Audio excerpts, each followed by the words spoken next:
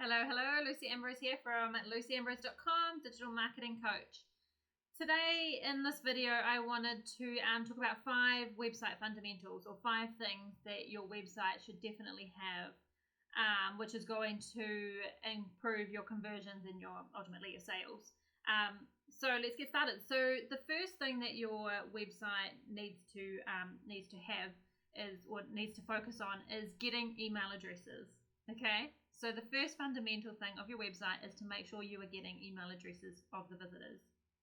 Without getting the visitors' email addresses, you have no way of contacting them or initiating any further contact once they come to your website.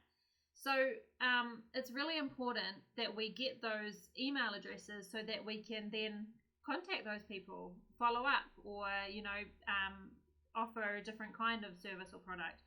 So some of the ways that we can get email addresses is, one of the best ways is offering a freebie, and that might be like a download. It might be some tips, or it might be something that's going to add value and show you as the expert, and give some kind of information.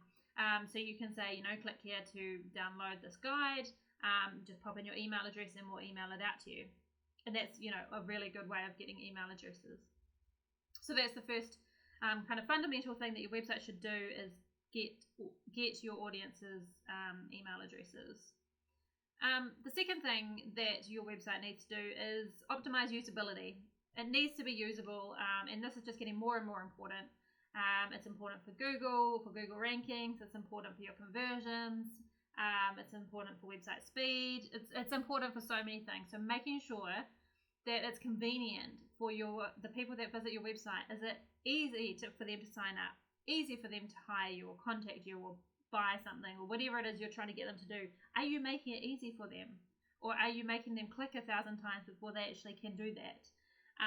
So just check your website and make sure you're making it easy for people to do what it is that you want them to do. Optimize the usability by making sure that people can find what it is they're looking for, and making that the navigation really easy to use.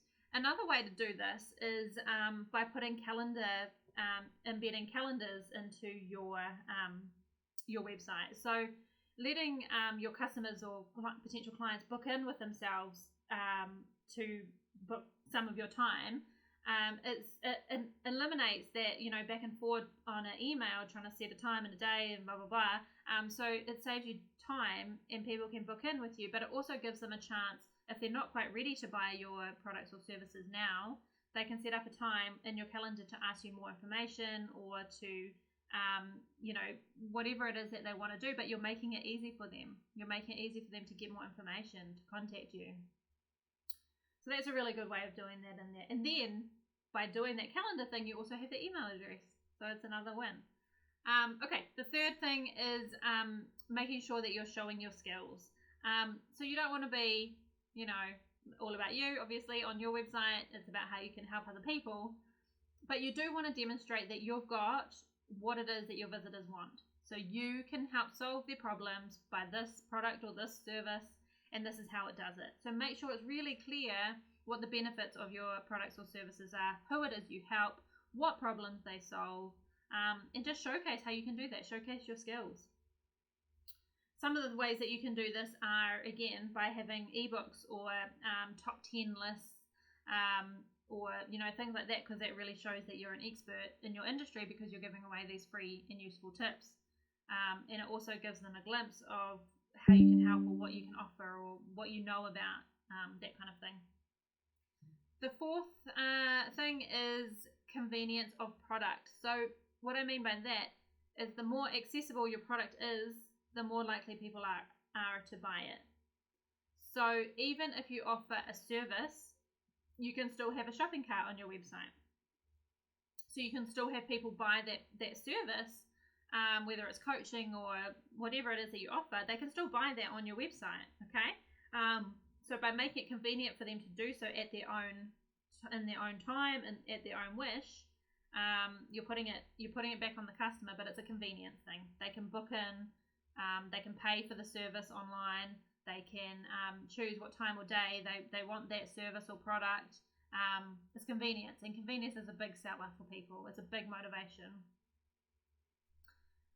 And then the fifth idea that I have here is FAQs, frequently asked questions.